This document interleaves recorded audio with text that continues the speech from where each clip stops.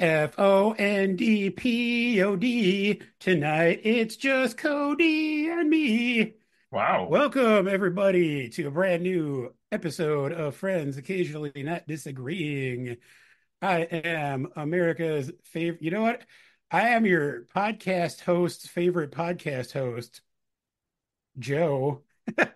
And with me tonight is Cody. I was like, oh, okay.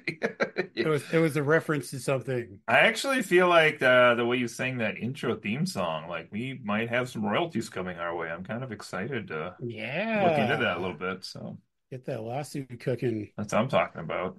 Clearly, we're the Well, only seven-letter thing that's ever existed. it's true. Well, speaking of my intro song, we'll get to the reason for that in a minute. But Hmm. before we get to tonight's topic, have you been up to anything recently, Cody?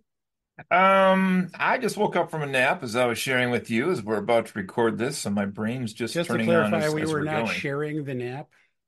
Well, I mean, who's I to mean, in my say heart, we were. in my dreams, but um so I will just say this. Our family has been rewatching Lost, as I've mentioned a couple times on the podcast, and we've even toyed around with the idea of a 20th anniversary episode. But we are just now, as in the day I'm recording this here, we are going to be starting the two-part finale from season one. And I will tell you the episodes that have been leading up to it. So like the last two or three here right before when like the rest of the people discover the hatch in the woods and Spoilers well, yes, it's 20 for years a old. 20-year-old show. We saw Boone die not too long ago, and the raft is about to launch, and it's just like all these things that are really like hitting well, and like the secrets. This last episode had like I don't even know three or four big secrets that came out that like we knew, but the rest of the people on the island didn't know. So a little dramatic irony there. It was really good though. There's been a couple episodes that have been okay, but for the most part, it's been really enjoyable to go back and rewatch that. And I know we'll at least When finish this was first season, and then I don't know if we'll go right into season two or space it out with some other stuff we got here. when was the last time you had watched Lost prior to this? That's a good question. Like, have you rewatched it since it aired originally? Yeah, Karen and I had rewatched it once upon a time, but I bet even that was probably 10 years ago at this point, you know. Okay. Maybe not, I guess, because by the time you take six seasons into account and then like I don't know when it ended, but maybe 2010 then Yeah, ish. that sounds about right. So it probably wasn't 10 years ago because that would be Yeah. 14. Probably at least eight, I bet though. Probably in the eight Wow. range. That's Yeah, but way it's been pretty good, and I can't wait for the closing shot of the season I'm remembering, and oh yeah. opening shot of season two, and the kids were really enjoying it and really into it as well here this last one. So Nice. yeah. That's fun. Anything How about you, else? Joe? What have you been up to? Well, let me tell you, Cody. This episode is kind of heavy on revisiting things that I've discussed on previous episodes. One thing that I've been doing recently is watching The Rings of Power season two, which Hmm. has been airing on Amazon. I believe we are going to be doing a future episode about that, so I won't go too in depth on that, but spoiler alert, I'm still enjoying the show. We just watched the first episode last night or two nights ago, I forget. There's something that happens at I think the end of the second episode that like I can't wait to discuss on the podcast. Ooh. I listen, I loved it, but I will say it's pretty gosh darn silly. Oh, really? You'll see. Okay. You'll know what I'm talking about. Anyway, the other thing I wanted to mention is a game that I have discussed on this podcast before called Dave the Diver. And I had played through that earlier this year, I think, if not Hmm. maybe last year. Um, but it's a game where even after you've completed the main storyline, you can kind of just keep playing and there is a storyline, but the main gameplay cycle of the game involves kind of running a sushi restaurant. So even after you've ostensibly beaten the game, you could go back and go diving and catch fish and do all the sushi stuff. And I've been kind of enjoying just that level of not really having to worry about quests or anything so much. But along with that, um, they did release, I think last year, a DLC pack, which is themed around the game Dredge, which we previously did an episode about. Yeah. So it's this Dredge Dave the Diver crossover, and it's not super intensive. But what kind of surprised me is that they kind of, in a reduced form, bring the Dredge like gameplay into Dave the Diver, which it's interesting because like driving the boat and like the dredging mechanism is not at all part of the actual Dave the Diver game. Like there's no point where you're actually directly controlling your boat that you're using to Oh, dive off of and stuff. So it's kind of interesting how that worked, but that's been fun. Dave the Diver in general, I highly recommend. It's on Switch, it's on PC. I think it's on all the major platforms now. But it's a nice kind of it's like a comfort game, kind of just a chill way to spend some time. I don't know that you were on the recent episode where you're talking about Dredge. Did you ever play any of the big DLC for it, like the extra zones? I have not. Okay. Have you? No, we nobody had on the podcast, but they released like a Frozen Ice World, and I think there was a second one that was like out that day or Oh, so it's but I there might were have to like look new that up. fish, new fishing methods, Yeah. and some other things I think too. Yeah, it's cool. I mean, in the Dave the Diver Dredge DLC, like you kind of the floating merchant from Dredge shows up Oh, and like basically tells you that if you go fishing on this specific night, there's like abominations that you can catch. And so when you're running your sushi restaurant, after you go and catch whatever like mutated fish you can, the hooded figures from Dredge will like show up as customers in your restaurant. ooh, So like, but like they're the only ones that will eat sushi that's made with the, mutated fish. But it's kind of a fun little thing. that is But pretty cool. anyway, again, Dave the Diver's awesome. Check it out, everybody. But let's get into our main reason for tonight's podcast. Let's get knee deep in the podcast seat. We are talking about the one, the only Chappell Roan. Yes, Specifically, in a minute, we're going to get to a track by track discussion of her debut album, The Rise and Fall of Midwest Princess. But first, I wanted to talk a little bit about Chappell Roan in general. Cody, I get the sense that you are not very familiar with her besides maybe your daughter being a fan recently. fact. So I how does it feel to know that your daughter's gay? I'm okay with that if that's what it is. That's fine. Cool. Had you actually listened to any of her music, or you're just kind of familiar with the name? Honestly, no, I don't think I'd ever heard a single song prior Got to it. this. This will be a really interesting discussion then. Yeah, Well, let me just quickly run through. I was telling Cody before we started recording, I feel like Chappell Roan's career is kind of interesting in the way that it's unfolded. She was born in a small town in Missouri called Willard, which has a population of about 6,000 people, and lived in a trailer park for at least some portion of her life. She started playing piano when she was 10 and started performing sometime after that age. Apparently, when she was 14, she started uploading some cover songs to YouTube and got some sort of attention then, but like nothing major happened. fantastic cover of Landslide out there. She does have some really good covers. Hmm. She actually, one of my favorites I've seen is there's live footage of her doing Dreams by the Cranberries. Mm-hmm. And it's like her voice is like perfect for that song. I So, think landslide was actually Billy Corgan and the Smashing Pumpkins. My glasses were off. I couldn't tell the two apart. I apologize. Uh-oh. that's not true. Uh-oh.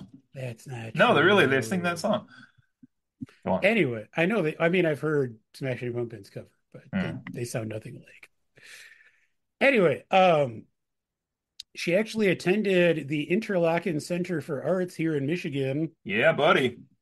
And at age 16, she uploaded an original song she wrote called Die Young to YouTube. And that actually got the attention of Atlantic Records, who signed her to a deal. And she released her first EP in 2017, and it didn't really do anything. Um, I'm sure she had, some hardcore fans who go way back, but it didn't really get any popularity or attention. While she was still signed to Atlantic Records, she released three singles in 2020, including two that would later appear on her first full length album, which were Pink Pony Club and California. But none of those singles performed well, and Atlantic Records ended up dropping her. So in 2020, she ended up moving back home to Missouri. Her dreams kind of crushed, and she worked at a drive-through like coffee kiosk for a while trying to continue writing songs and whatnot. Um, she did end up moving back to California after she had some more, songwriting under her belt and got signed to a new record label, Island Records. But it's interesting to me that like several of the songs that ended up on the Rise and Fall of Midwest Princess were actually released as far back as 2020, including like she did the music video for Pink Pony Club, which was released back then 4 years ago. Um, so she's been kind of laying these breadcrumbs of getting her talent out there. Yeah. And then her album was finally released in September 22nd of 2023. So we're coming up on the 1 year anniversary. And she started to get some popularity after that. She got a spot opening for Olivia Rodrigo earlier this year, but it really wasn't until she released a single that's not on the album called Good Luck Babe, which I think came out in April. And that single just kind of hit and exploded, and that really started getting her a lot of attention. Made me explode. Oh, hey. So the attention from Good Luck Babe kind of brought people back to her album that had been released a couple months earlier. It also landed her spots in a few major music festivals over the course of the spring and summer, Lala. including her now legendary Lollapalooza set, which I believe was in June, where she famously attracted the largest crowd in Lala history. And I'm sure Hmm. everyone has seen the videos of, 100,000 people doing the dance for Hot to Go in unison, which is pretty awesome. I think it was She July also, well, because I had to walk through it. And also I didn't realize. Oh, yes, I did. I did know there was a dance. Never mind. Dumb question. there Dumb is a statement. dance. Of There's course, this yes. dance. It's her trying to teach it. That's the video. Yeah. Okay. I just Yeah, didn't she's I wearing just a didn't consider sweet, that a dance, but I got you now. Yes, okay. I mean, it's in the vein of like YMCA. Like Yeah. that's why she wrote the song. Also probably not a dance, but I'm listening. Anyway, Yes. so in light of that going viral, she's kind of just continued to blow up to the point where I feel like she's probably been at an interesting place over the past couple months because she and after the Olivia Rodrigo tour, she started doing headlining shows in like really small venues. Like I'm kind of sad I didn't get into her sooner because she played a place here in Grand Rapids in April that's like a hole in the wall, like really, really tiny venue, maybe 1,000 people tops, Yeah. probably fewer than that. But I feel like she's still playing some of those places because they were booked before she blew up. But I would imagine her next tour she's going to be playing arenas like headlining because she's just had this meteoric rise. Um, but yeah, that's all I've got about her background. Cody, any thoughts or anything you want to say about that before we get into the album? No, just what I kind of said at the onset here. I really didn't know anything about this singer prior to really diving into the album here. I did look up a little biographical information, just a little bit. So some of the things you said, I think I was a little bit aware of prior to hearing these songs, at Yeah. least the second or third time I listened into them. But yeah, I'm intrigued to watch you ejaculate all over the keyboard. Well, you won't have to wait much longer. Let's get into it. So again, discussing the rise and fall of a Midwest princess, which opens with the track called Feminine Mom. First track is a cover of the LL Cool Fem, J song. Feminine Necronomicon. Well, You would, that'd be a fun twist. yeah, it would. You would think the song would be called Feminaminon, but it is in fact Femininomenon. Well, What were your thoughts on this opening track, Cody? I'm kind of sad that I didn't have more Bruce Campbell now you said that, but I know. well, so here we go. We're into this. This is a song. I think I maybe listened to a couple out of order, and then I did the proper listen through start to Mm. finish a few times after that. But I So you're saying what we really need is a femininomenon. Lamacon? You been M. to Night Lamacon? Shyamalan? M. Night Shyamalan at What Lamacon? we really need is an M. Night Shyamalan. Ah, yes. Who doesn't? I liked the way this one started off. I will say this one did kind of grow on me through the whole song. The first time and a half I really listened to this, I really hated the hot like Papa John line, and then it kind of grew on me in a silly kind of way, and I actually kind of liked it towards the end. Um, this one was also kind of fun in that it's very playful, how like the chorus is introduced. I thought that was kind of fun. Can you play a song with a fucking beat? Can you play a song with a fucking beat? Yeah, I thought that was kind of fun. I like this one. I actually really liked the line in this song also. That was the I'm so sick of all I love. I thought that was kind of an original way to state something that we probably all have felt in many ways. So I liked that one Um, also. so let me Yeah. just fact check myself here. Uh-oh.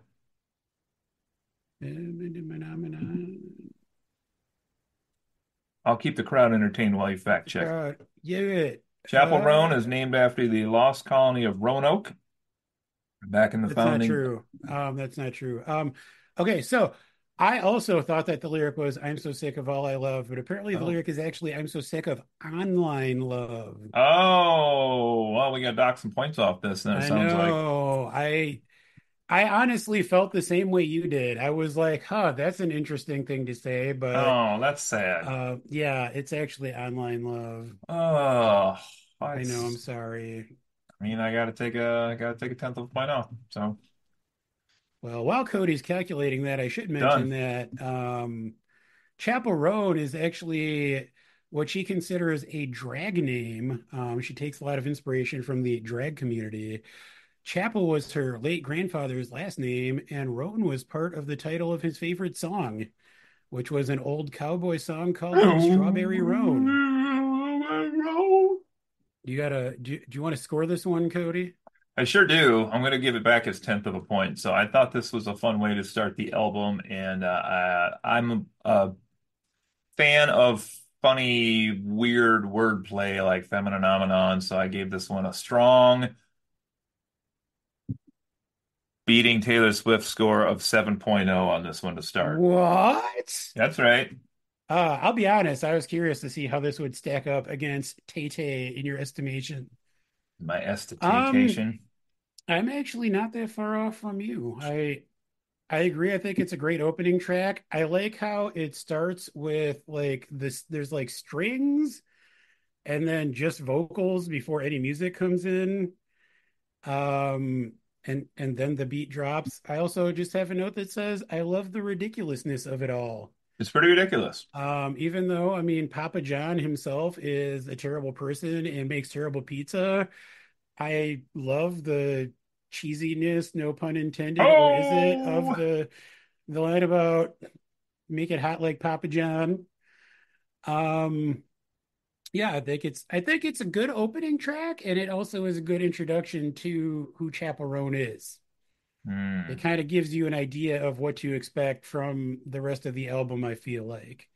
Okay. That being said, it is not my favorite track on the album, and I gave it a 7.5. Okay. I have to say, I was kind of surprised at how low my overall score for this album was, but we'll get to that. Yeah. Okay. All right, our next song on this album is a surefire banger, some might say. That is Red Wine Supernova. Yes. Red wine supernova. It's an ode to doing stuff with girls. Do you think this is the type of banger that Abraham Lincoln would like or not? Because, yeah. Remember that Uh, 7.0 we just had? uh-oh. Live footage. Oh no. Let me ask you a question before we get too much further into this album. I know that per our past podcast episodes, you don't like it when Taylor Swift swears. Does that carry over to any female artist, or is it just her specifically? No, it's her specifically because she didn't do it for like 10 albums and then she thinks it's cool to do it all of a sudden on the last three. I mean, people If this girl change. comes in swearing up a storm People. and talking dirty with every song, that's her thing. It's All cool. right, I'm just asking. Well, tell That tell being me said, more I docked a thoughts lot of about. points off every time she swore on this album because she, Oh man, should be representing a female. No, I'm joking. Um, you let your daughter listen to this filth? I don't let her listen to anything anymore. She just does it. Well, here's what I like about this one, in all seriousness, is I did enjoy that she has on this song too, but throughout this album, multiple. I use the word voices at points. I use the word tones at points, but she has a few different ways she sings on this album. This one really Yeah, features like the speaking voice along with like a very songstressy kind of more classic-y voice, yeah, and I kind of can goes see back and that. forth between the two. So I thought that was kind of fun. The song itself didn't do a lot for me as a listener. I gave it a 6.0. I mean, it could have been worse. It could have been worse, Feel really, I feel because like she's still averaging above Taylor Swift territory. right, and to remind the audience here, if I seem harsh or forgiving or even like I'm being very kind on some of these, like probably an 8.0 song I would actively seek out to listen to. A 7 I would probably never turn off if it came on. A 6 is probably I would probably let it play, down below that maybe I would probably skip the song, but so I would still probably listen if this was on. It's fair. Yeah. Well, spoiler alert, this is one of my favorite songs on the album. Well, you're a sad boy, so go on.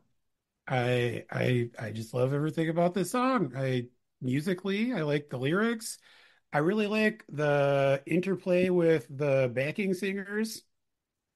I think that's a lot of fun. I think there's a lot of fun slash somewhat clever lyrics in this.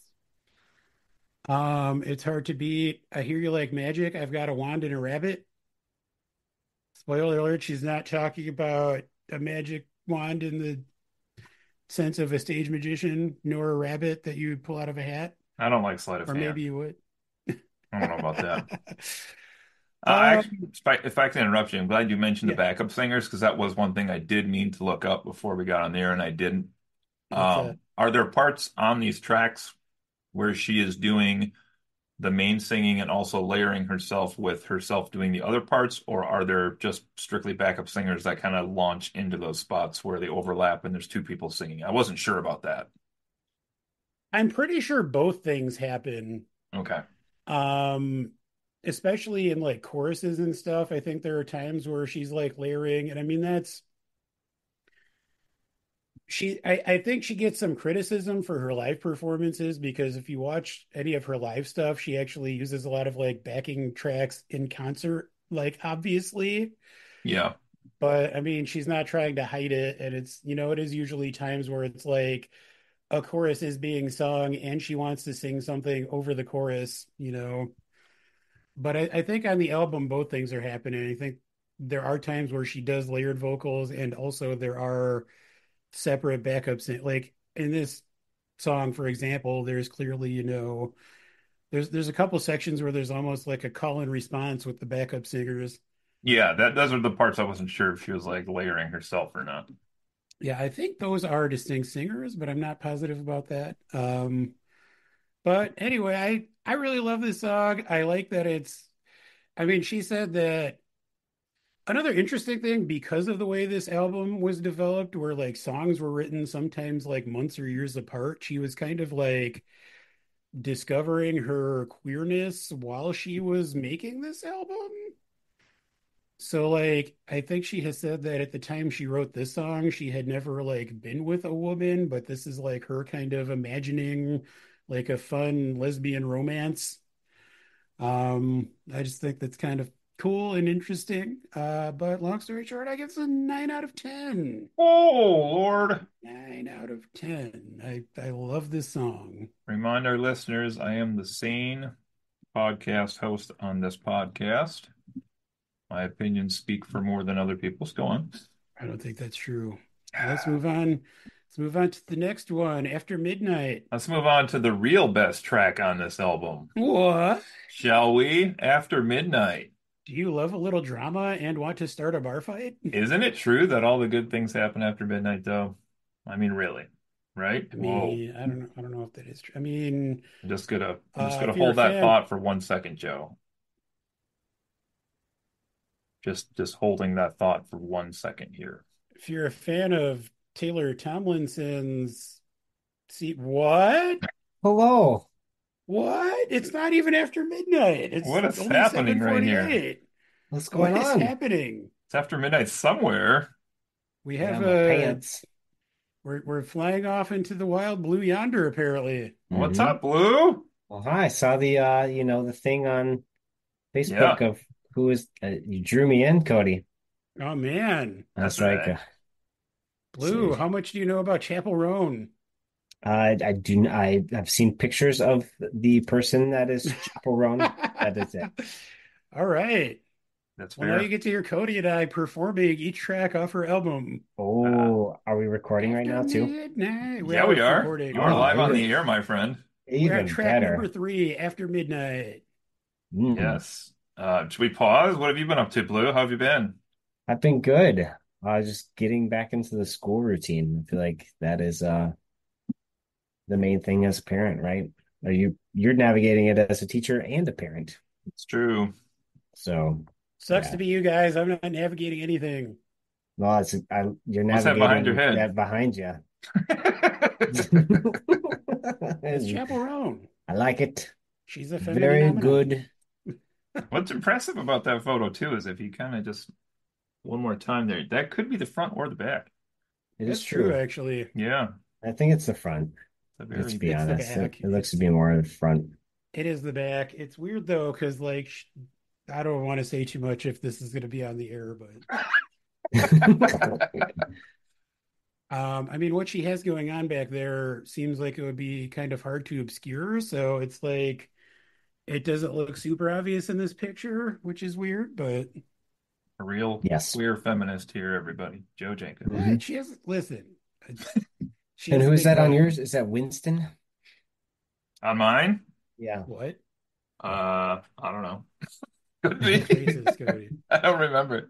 Winston from Ghostbusters, but Oh it's no, no, no, no. I genuinely was like, I don't know his character's name in the movie, so maybe I don't So remember. what?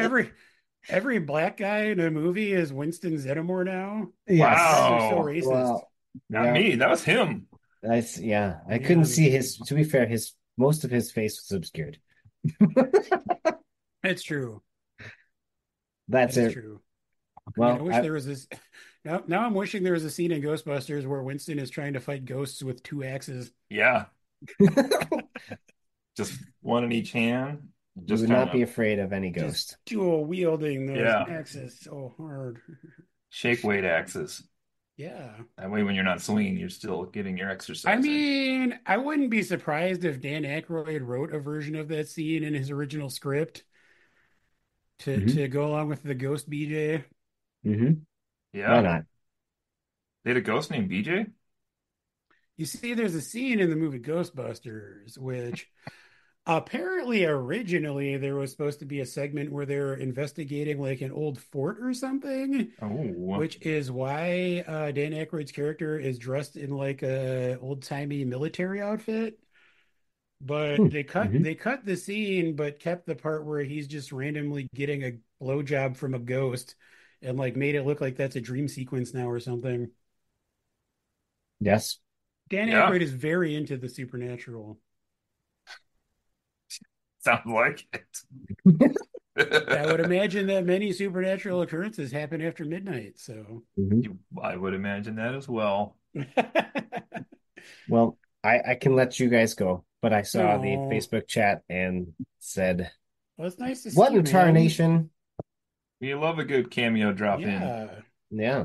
Well, it this your must be lonely out there in space. it is. I've heard no one It's can hear you scream. I got Jeff Oh, Bezos. He's up Uh, here. that's And true. Elmo Musk. well, don't Elmo, Elmo Musk. don't wait for another spaceship to come pick you up because spoiler. Mm. Womp womp. Mwah. I haven't seen any updates on that recently. Are they still waiting till February or I think so. Yeah. uh, Yeah, at least the empty Starliner made it, but I saw that, yeah, with their spacesuits in it. yeah. Oh, I didn't even see that. That happened at least.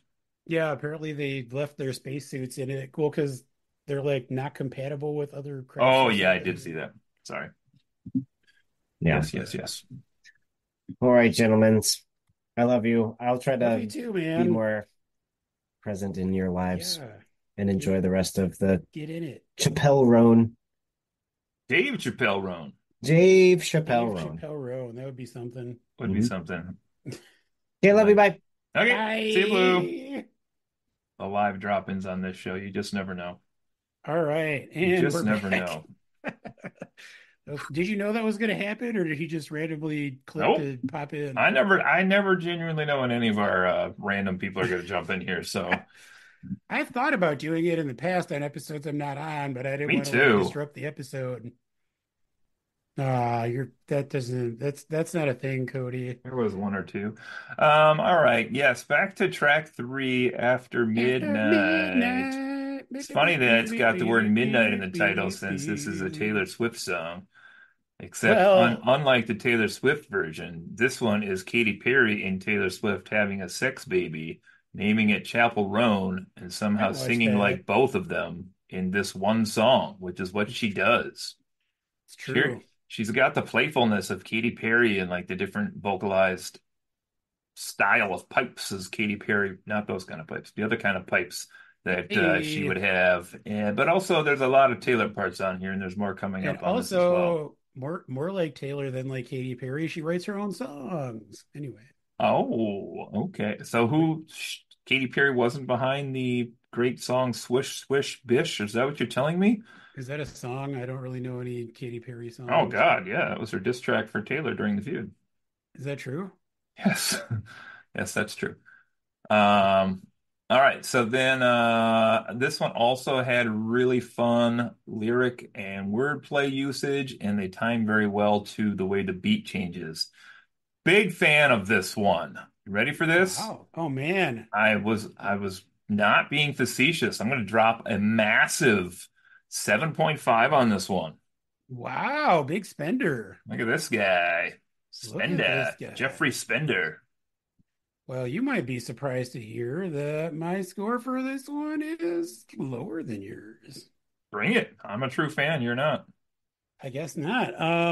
I mean, this is a fun song, but as Cody kind of said, I feel like to me it feels too much like it could be by one of a number of other pop artists, and there's some fun lyrics. I mean, I've already referenced the I love a little drama. Let's start a bar fight. I like that. One of my fantasies has always been to start a bar fight. True story. Just throw the first punch and then duck out. Yes. Yeah, that would be fun. Um, but yeah, it's fun, it's catchy, but it is kind of generic, and because of that, I gave it a 7 out of 10. Oof. Wow. 7.0 out of 10. Well, I support all artists, so that's whatever. Uh, well, Um, speaking of things Cody doesn't like, it's true. our next track is named after his favorite beverage, coffee. Coffee. This one, my review of this song is 4 words. Are you ready for this? Do it. Coffee. Here we go. Simple, haunting, very simple. Despite that, I did enjoy this one. Mm, We're gonna rock a 7.2 on this. wow. Yeah. Well, we are once again going to be pretty close on this one. Oh, I was I hoping give you'd use the word loggerheads in your response, but go on. I gave this one a 7.5.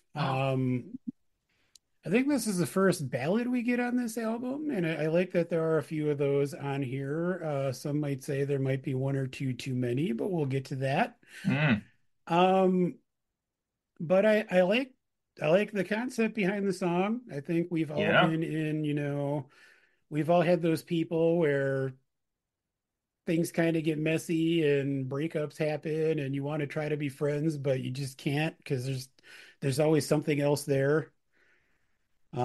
I just like the idea of, like if we try to do anything besides just get coffee together, it's dangerous because like something's going to happen. It's interesting. Um, I've never taken anybody to just go get coffee or to just go have wine, so this is totally unrelatable to me. I don't know if I've done the wine thing. I've Two definitely done the two of my coffee least thing. favorite drinks, so Uh, I like wine, but I don't know if I've ever been like, hey, let's go get wine. Well, I guess I mean I have had people over to drink wine, which I guess anyway. yeah. Good song though. Nice little change of pace. I feel like it's kind of a nice placement on the album coming after, a couple high energy songs. It kind of changes things up a little bit. And then it is followed by a song that I'm super curious to hear Cody's thoughts on Oh man. This called next one. Casual. Oh, I thought it was causal. Okay. That changes Casual. my whole thing here. No, this one's interesting to me because casual does something else the album really has none. I guess you could say Coffee did this one too, but this one more or less has one tone only, and she's very like she has a lot of I want to say here a lot of variations with the way her music comes off in some of these songs, but this one is really just kind of one tone played through, even though it's not like one of the haunting ballads. It's kind of a different style of song, but really just has like one tone through. Yeah. It's So to almost me, kind that of made this, like it's weirdly to me almost like between like a pop song, like a dancey song and a ballad. yeah, Like it's kind of like a ballad, but there's more of a beat going on with like yes, the synth bass and stuff. It's an agree. interesting structure. I would agree. So to me, that made this one stand out a little more than some of the other songs just because it felt different. Pretty provocative lyrics on this one. And then I just, because, looking at these lyrics, I don't know if this is so like, all right, artist makes intention, writes lyrics to song. Maybe they have title first, maybe they do lyrics first, the title comes to them, whichever it is.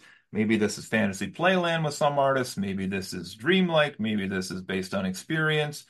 Um, the little bit you said about her and like her voyage as a person, I don't know if this is intended to be commentary or if this is intended to just be like an interesting story that she's telling or a bigger reflection of like relationships in society. I'm not really entirely sure. I did know like I don't feel like I've had an experience entirely like this. And what I mean is not the not the perspective of a lady, obviously, but like the things she's describing here and calling it casual, like it sounds like the other person's calling it casual and trying to keep that label. Even though these lyrics that she's singing about are very clearly like way past that point of a relationship. So I don't know if this is her saying like some people continue to want to put that label on just to like make it so they're not in a relationship or whatever, or if this is her writing a song trying to express what she thinks the audience would relate to more than herself, if that makes sense.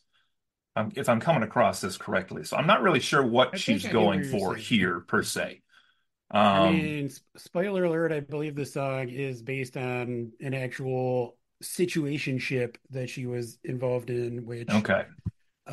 there might be another song on this album that is based on that same thing, and I think they're interesting if you think about them together. Well, I gave this song a 6.5, a little lower than some of the ones prior to it for me. All right. I mean, still not bad. S- Not bad for a Cody rating. Still not going to press skip on this one. Oh, well, this is possibly my favorite song on the album. Oh, I love the kind of tortured, weird. You'll be shocked to know that I love a tortured perspective. Um, I mean, I think she conveys, frustration with a certain sort of, and I think what you said is the entire point of the song. Like, she's giving all these examples of things they're doing together that, like, to anybody else, like, you're in a relationship, but this one person, for whatever reason, just like can't do that, like, doesn't want to put that label on it. And I don't know if I have ever been in a situation that was like, had gone this far while the other person was still wanting to keep things casual. But I know that it does happen. I mean, I've heard from people I know that who have been in relationships and situations that, do go that far, but the other person still says, I don't want to be boyfriend, girlfriend, or whatever. Um, I guess I just don't fully believe that based on the lyrics in here. like what? I just have a hard time with that. Like, I don't know. The Like, stuff about the mom inviting her to her Long yeah, Beach that's part house. of it, I think. Like, I don't know that I have that close of a relationship with my mother-in-law now after all these years. Like, that's just kind of, I don't know. I see. I believe that though. I mean, I do. To me, that feels like something that's so like kind of weirdly specific and seems so kind of like unbelievable that it makes me believe it. Okay. Talking Um, your sister down? I mean, that's, I don't know.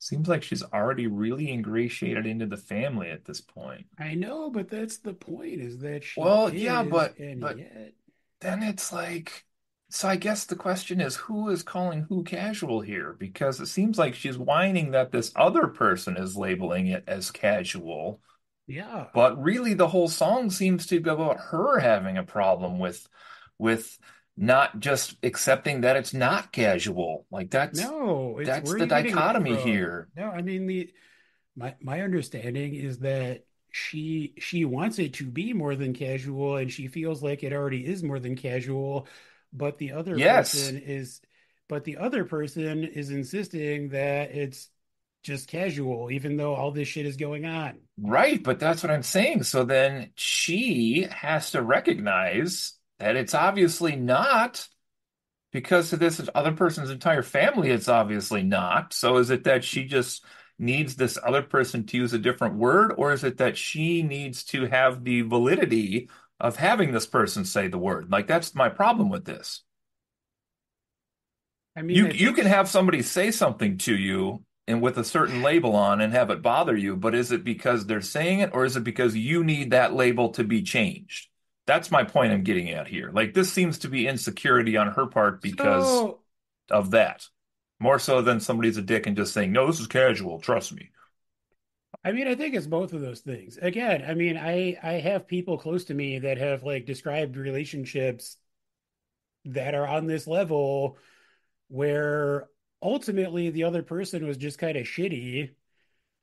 But I mean, I think people can string other people along like this, and it can get to the point where like they're around their family and stuff. We won't And tell that's what makes it Justin. even harder. Like that's I mean, I think that's one of the things I like about this song is that it feels so just like raw and bitter and like by the end of it, I mean, I agree with what you said as far as her vocal range kind of being similar throughout most of the song. Mhm. Most of it's pretty low key, but then I like that at the very end, she kind of screams, "You can go to hell." Like it's like she's finally just releasing all of her like frustration and anger over this situation. Why do I feel like she's going to pick up the phone as soon as anybody from his family calls her, though? I mean, why are you saying he? Well, I'm just saying he or she, whatever. I was specifically gender neutral prior to that comment, but I'm pretty sure it's a she. regardless. Anyway, 9.5 out of 10 for me on this one. I fucking love this Wow. song. I love the song. I think it's Wow. I also, I mean, just musically, I really love it too. Like I mentioned, the kind of synth that kicks in. Yeah, let's Like talk about the synth on this album, Joe. what about it? There's a lot of synth on this There's a album. lot of synth. I There like it. is. Yeah, I really like it on this song specifically. it's a lot of synth. I like a good synth. Okay. Well, All you should right, work we for the talked about it. Institute. Okay. Oh, hey. Hey, this guy's shirt. This guy. No, this guy's shirt. This What? guy. There he is. Took me four Hey. tries. Ugh. I Oh, mean, speaking of things that sound like they're from science fiction, let's oh talk man. about super graphic, ultra modern girl. Wow, what a title. What a title. I was like, man, I was listening to this one driving one day and like it didn't fit on my screen in the car. And I was like, oh man, What is this what called? is the rest of this Apparently, title? I actually learned while I was researching today that apparently it was inspired by, I don't know if you've ever seen the Architectural Digest videos on YouTube. There's like Architectural Digest has a channel and they'll do things where they'll have like No. some things where there's like celebrities will like give them a tour of their home or Okay. like if there's like a historic or remarkable house to like have tours of that.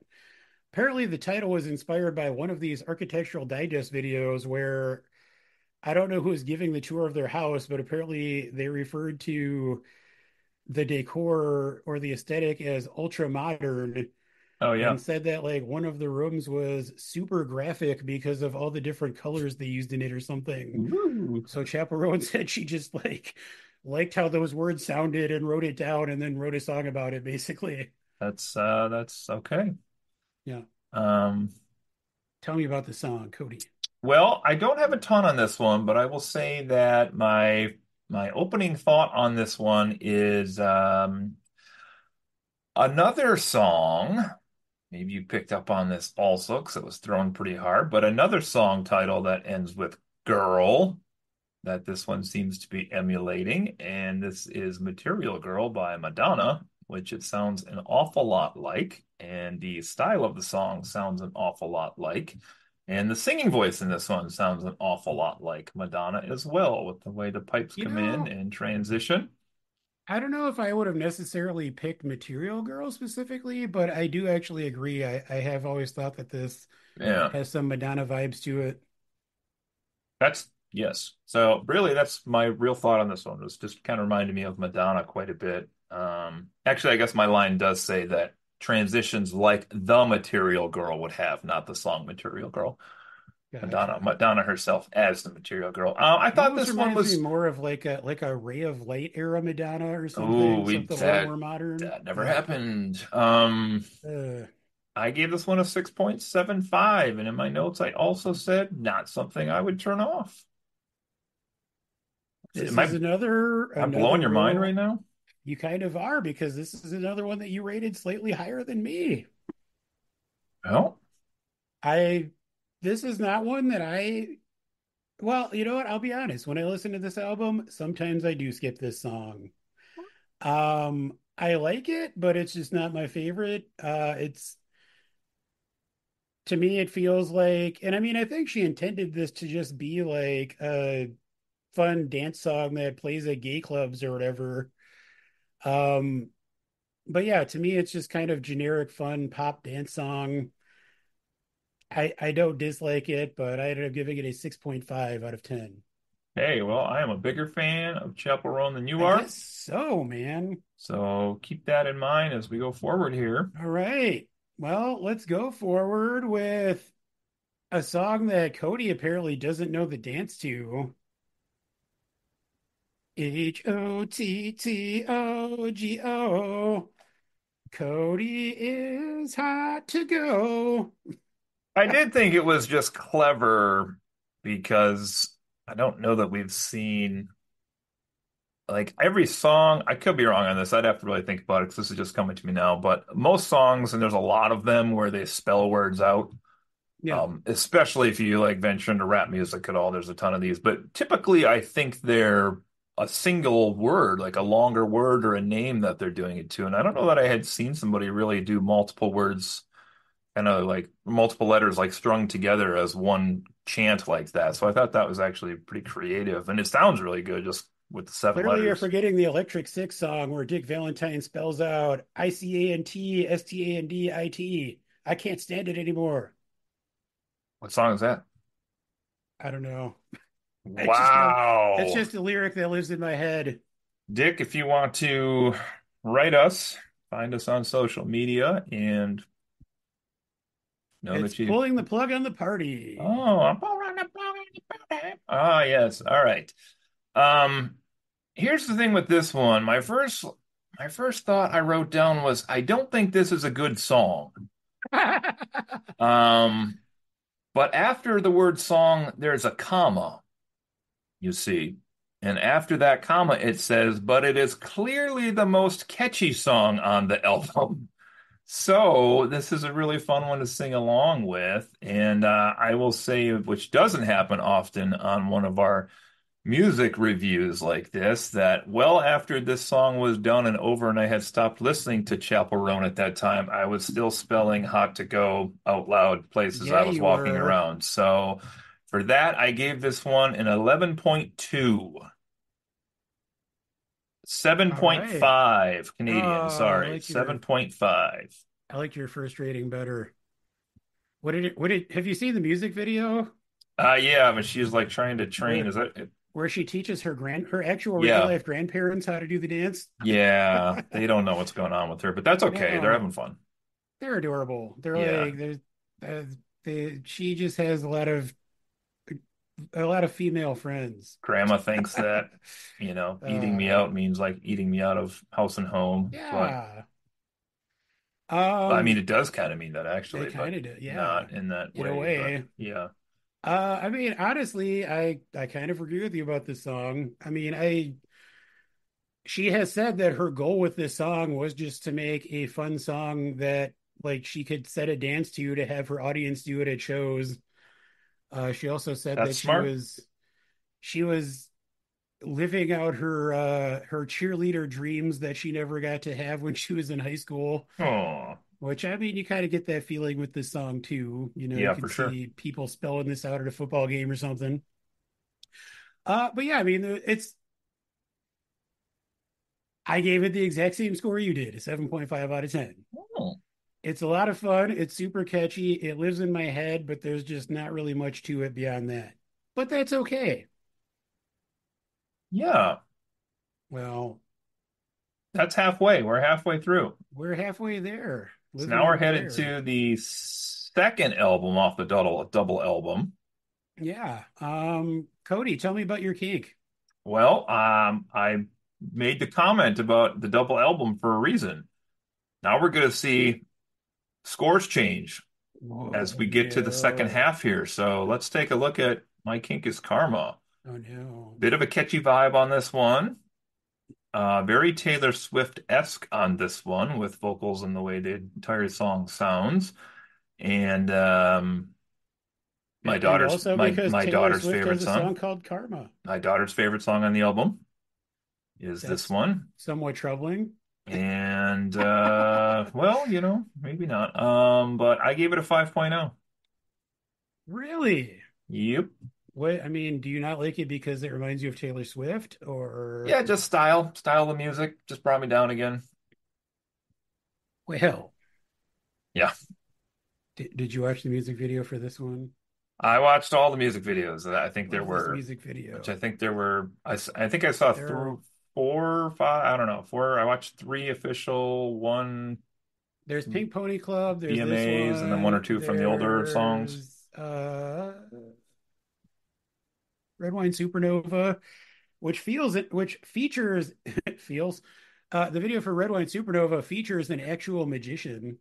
Oh, The lady that she's getting cozy with oh is a yeah. real life magician in that video. Okay. Anyway, my kink is karma. Is it? Yeah, I really like this song. I like the just kind of pettiness and fuck you of it all. Hmm. It's funny that you bring up Taylor Swift because Taylor Swift has a song called Karma, which is like Yeah. the polar opposite of this in terms of like content and intention. Like the Taylor Swift song, I feel like is all about like karma is coming to her in all these positive and rewarding ways, whereas this song is like, fuck you. I hope you get have all these terrible things happen to you. Oh, now see, I don't even like Taylor, and I still think that she could have wonderful things coming to her that are harming other people that were assholes to her. So come on now. That's fair. I mean, listen, I love Taylor Swift. I love this song too, is the point. I mean, Okay. how do you not like lyrics such as it's hot when you're going through hell, when you're hating yourself, I'm feeling myself. It's hot when you know that you're caught and you're getting pissed off, it's getting me off. Well, Yeah.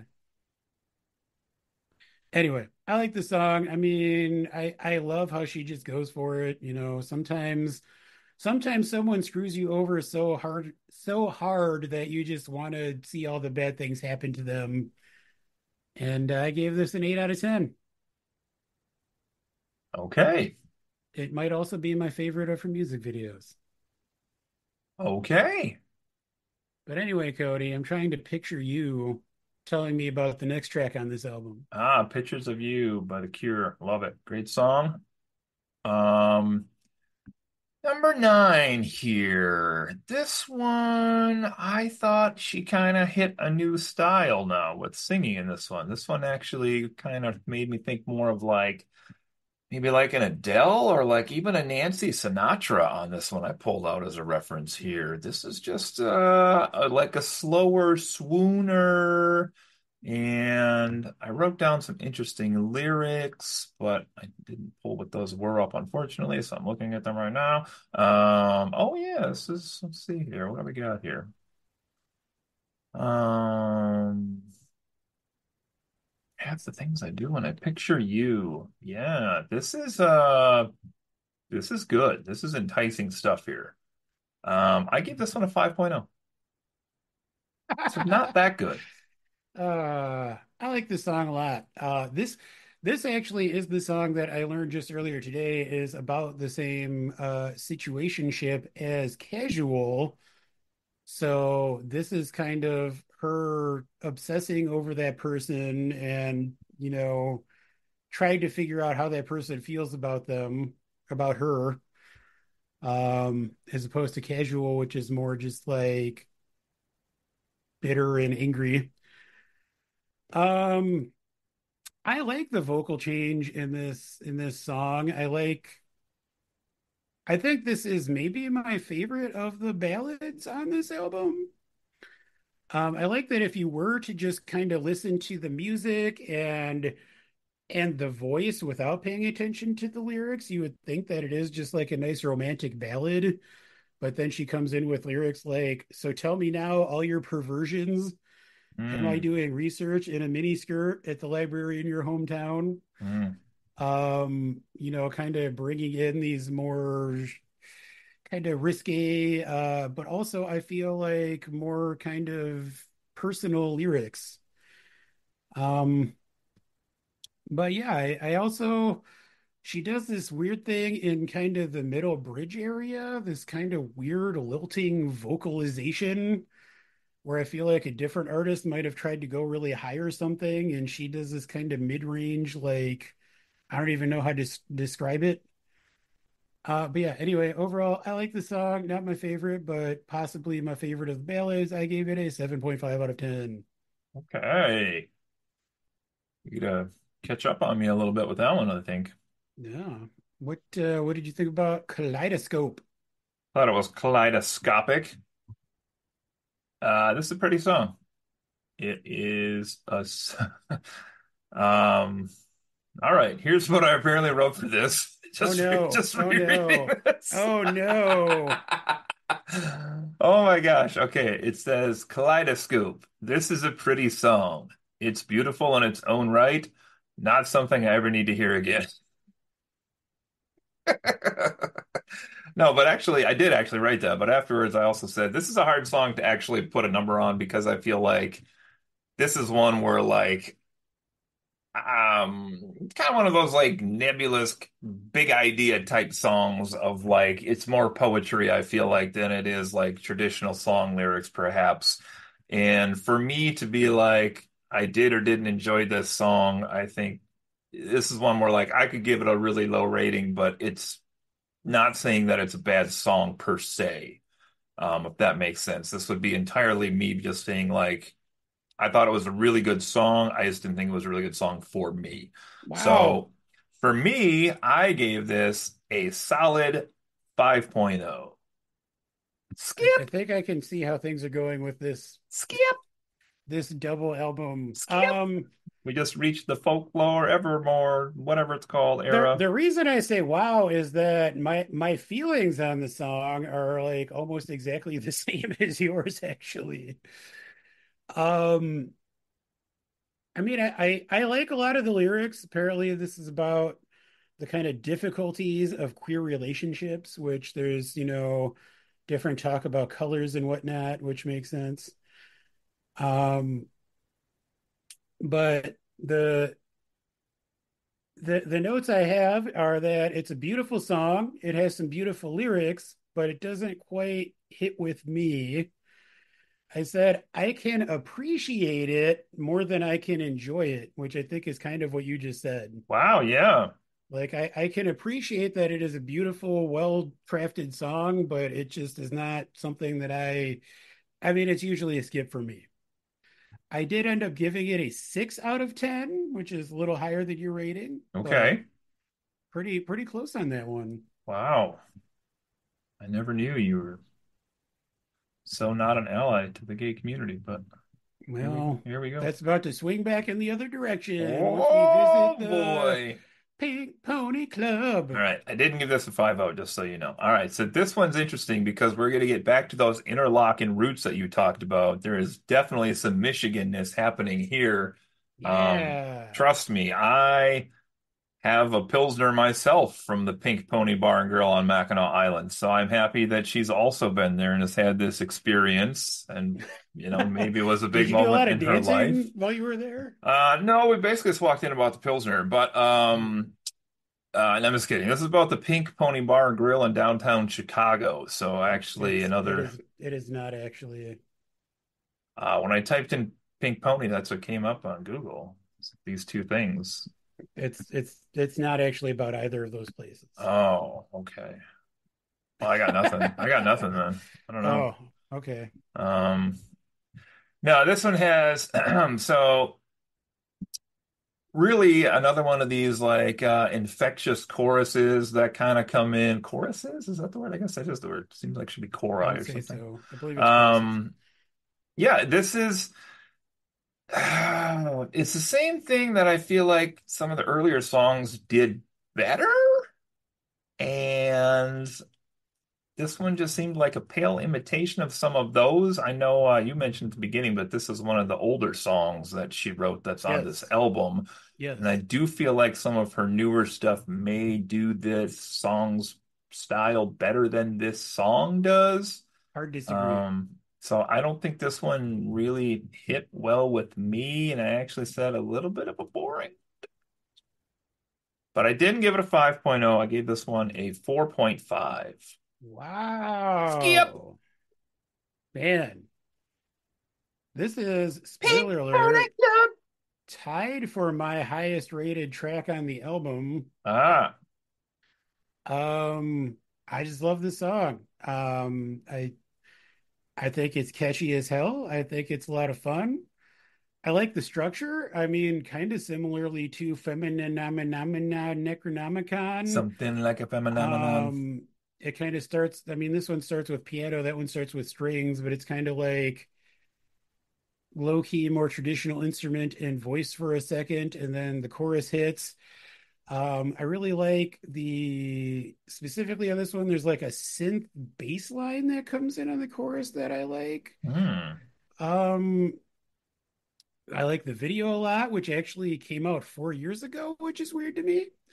But the video is like her in what looks like just a like dirty like biker dive Yeah. bar, but like she's giving it her all with like the dancing and stuff, and like nobody there cares.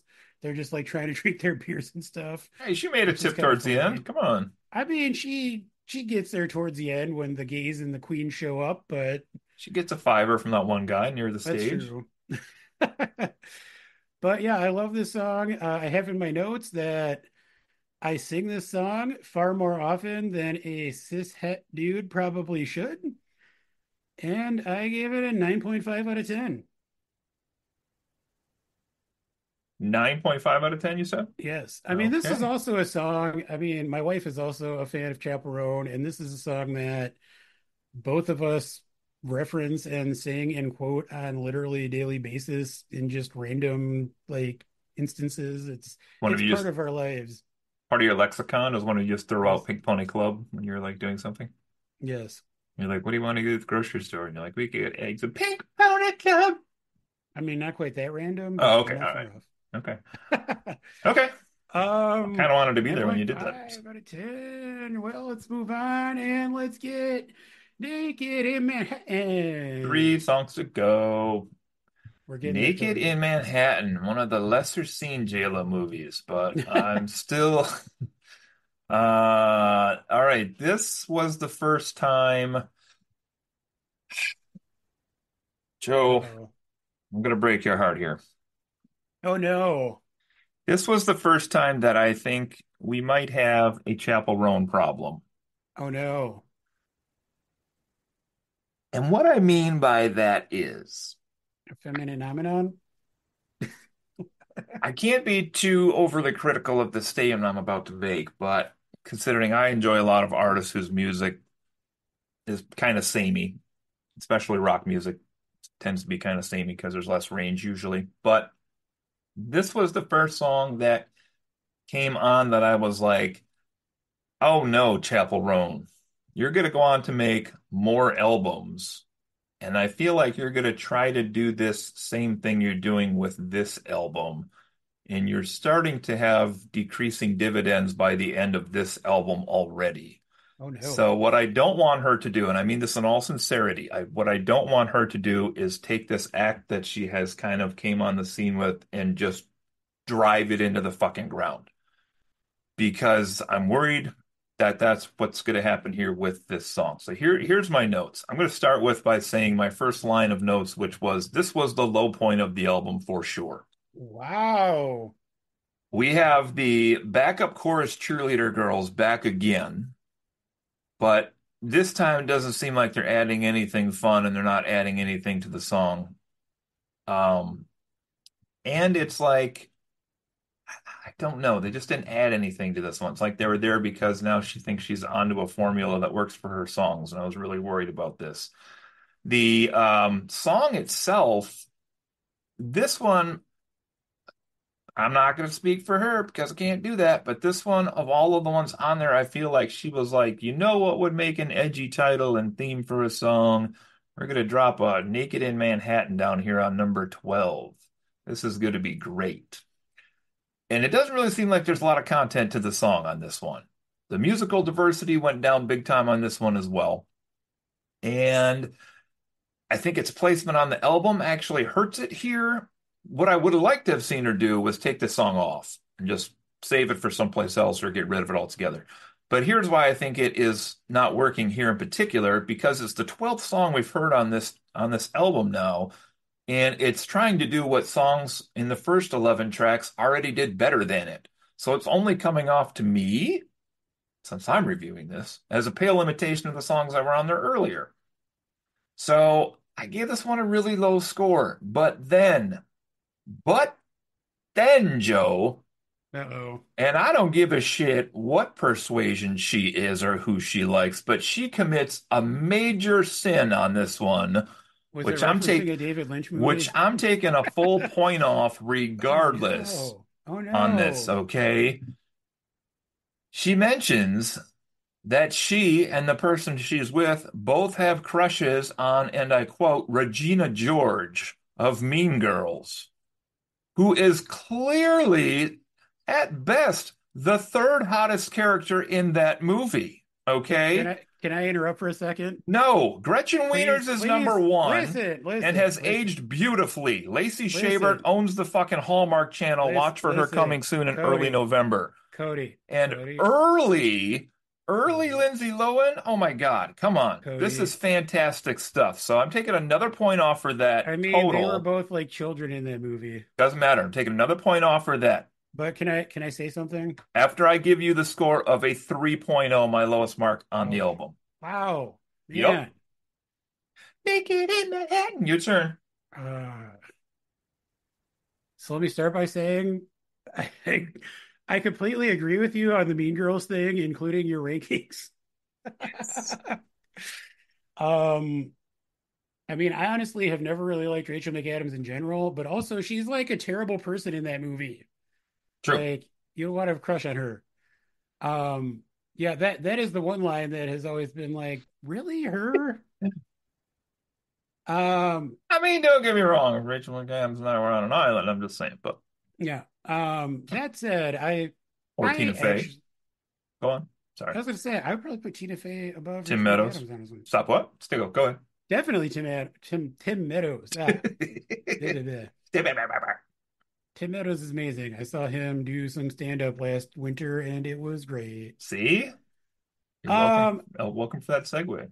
I actually am kicking myself because I apparently never caught the fact that there is a reference to a David Lynch movie in this song, Mulholland Oh. Drive. Oh, I didn't catch that either.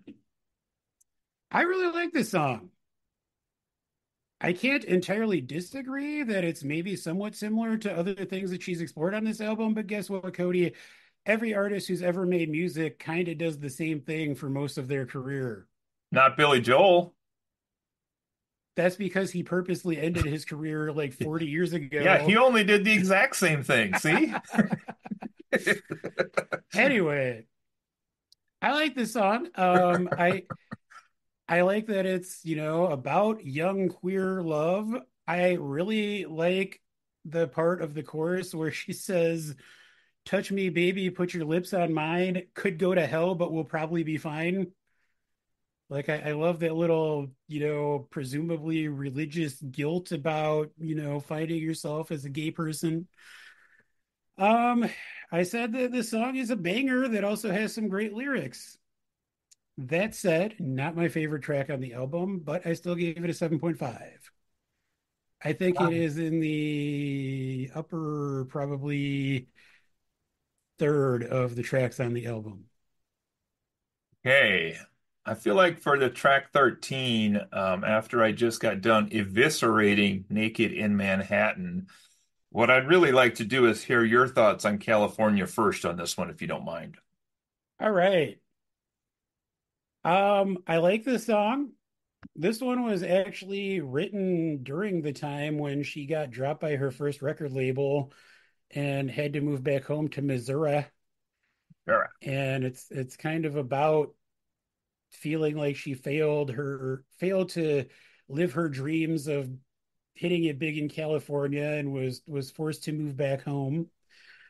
Um, I like her vocals on the song. I really like the song overall, but it is not my favorite of the ballads on this album, and I gave it a 7 out of 10.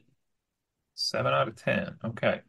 All right. My review of California is two letters, and it is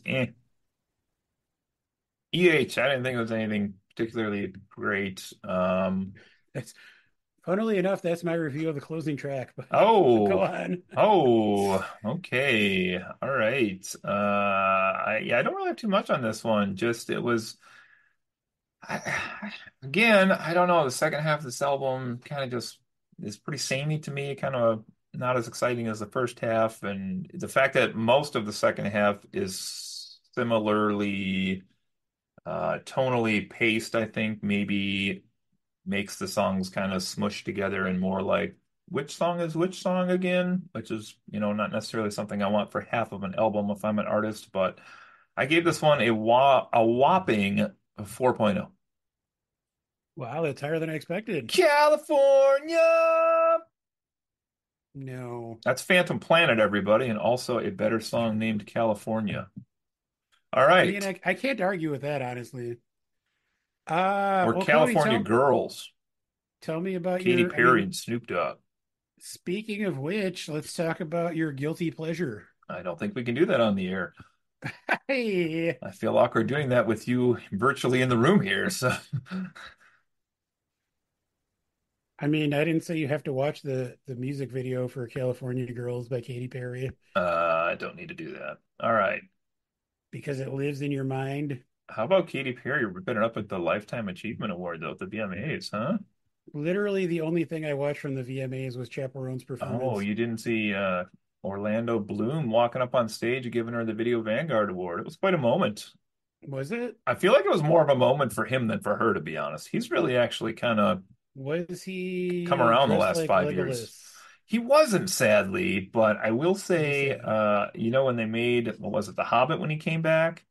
Yeah. And I think half of the problem was the makeup they tried to shove him back in, and he's obviously much older, and people kind of, the body I just shape read that changes and stuff, and he's he is looking good. possibly he's possibly coming back again for future Lord of the Rings movies they're making.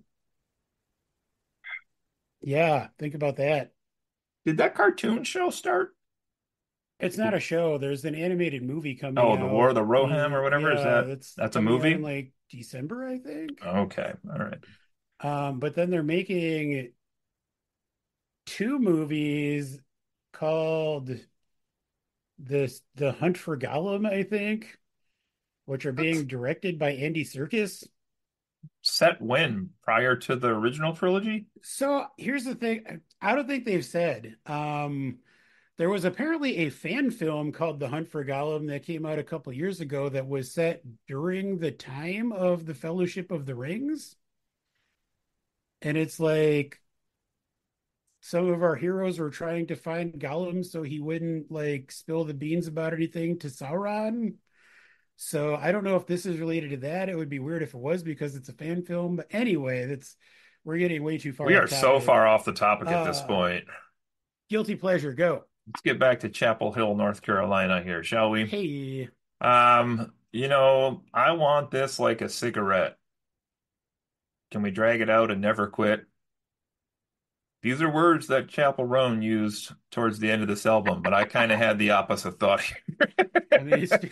speaking of dragging it out, uh, yeah, this was okay. It was interesting. I had listened to this one a couple times before we came on to record, and I had told you that there was one song I wanted to re-listen to again before we started recording, and this was the last one, just going through sequentially. So I wanted to listen to Guilty Pleasure one more time. So I took a nap as soon as my alarm went off, and I was conscious enough to do it. I reached over to my phone and turned on this song since it was the last one I had to play. And there is like this kind of weird, like fantasy chanting weird type thing going on at the beginning of this one, to where I was like, there are definitely worse things to wake up to.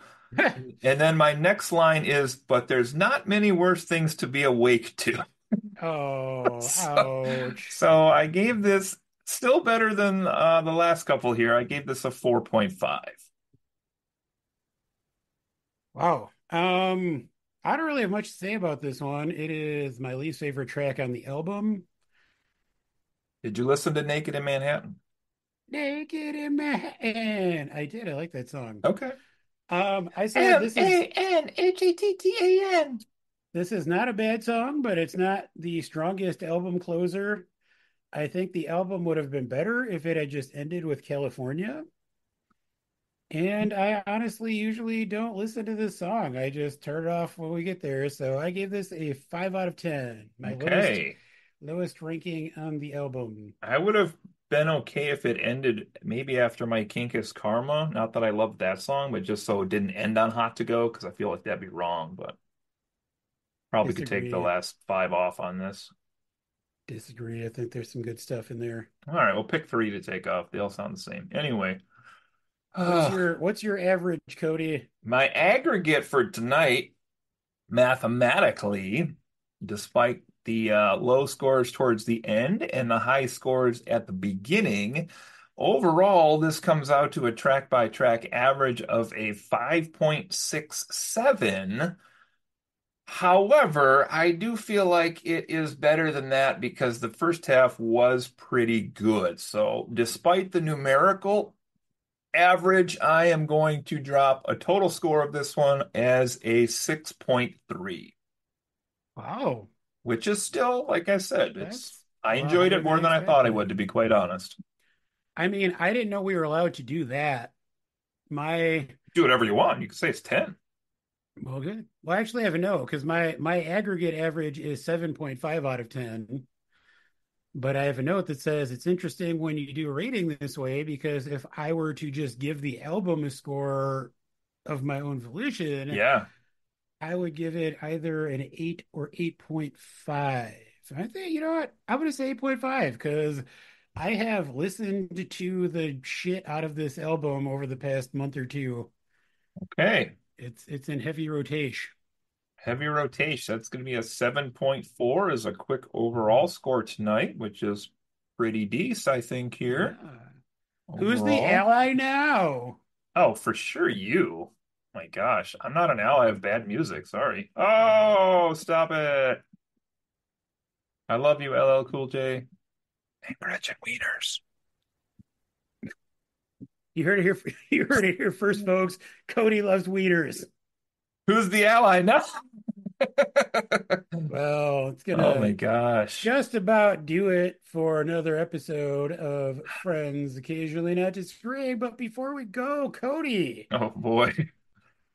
if you Yes, had to write a Joe. song called "Naked in Blank," what city are you writing about being naked in? Oh man. That's a great question, actually. When I think of all the cities I've been naked in already, it doesn't feel like I should choose one of those. That'd be too autobiographical and revealing, pun intended.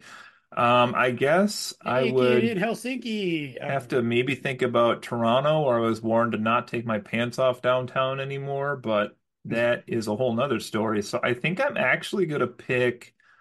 I'm gonna pick, even though it's my son's name, I'm gonna pick Naked in Boston because it's probably me after I've had a few too many and I'm streaking across the field at Fenway Park watching the Red Sox play. So maybe getting my junk all up on an umpire. All right. I'm sorry to have to leave you with that image haunting your You to memories, catcher, fans, catch but these balls. What? uh, I have so many regrets right now. Right? Me too. Sorry, Toronto. I'm allowed back in the Uh, country soon. it's all right. You could go to hell, but you'll probably be fine. Helsinki, that is. Hey, anyway, that does it for another episode. Thanks for tuning in, everybody. We Yeah. love you, Chappell Roan. Yeah, we I like you love you, more than we Chappell thought Roan. we did. Yeah, I won't skip at bye. least half the songs, well, a little less than half the songs on your album. It's the most taste Cody has ever displayed on this podcast. Well, once you get a mouthful, Like look at the we're time. knee deep in the passenger seat and we're saying good night. Bye. How'd that go? Fondpod? Fondpod. You think we could get the actual band POD to sing I'm that for us? sorry for Cody. Hey, fondlings and fondlers. This has been another episode of Friends Occasionally Not Disagreeing, your favorite podcast. It's most people's favorite podcasts, or at least so my mom tells me. You can check us out all over the place online at our homepage, www.fondpod.com or fondpodcast.com. can also check us out across your social media sites, including Facebook, Instagram, TikTok, X, YouTube, and anywhere else you get your streamed podcast. Thanks so much.